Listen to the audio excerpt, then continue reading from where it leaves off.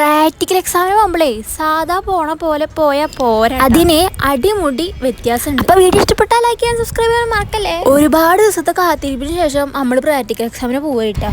സാധാരണത്തെക്കാൾ വ്യത്യസ്തമായി നമ്മൾ പ്രൊഫഷണലായിട്ട് വേണം പോവാൻ. പ്രൊഫഷൻ എന്ന് പറഞ്ഞാൽ neat and clean and well groomed, നല്ല വൃത്തിയിലും എനിക്കും പോകണമെന്നാണ് ഉദ്ദേശിക്കണേട്ടാ.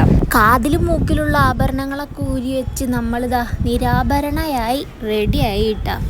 ഈ ഒരു ദിവസത്തിന് വേണ്ടി നമ്മൾ 1.5 മാസം ഉറക്കൊളിച്ച് എഴുതിയ ഒരു ചോട് സാധനങ്ങളുണ്ട്, നമ്മുടെ സ്വന്തം റിക്വയർമെൻറ്റ്സ്. അതിൻ്റെ കഥ ഫിനിഷ് ആവണ ദിവസമാണ് കേട്ടൊന്ന്.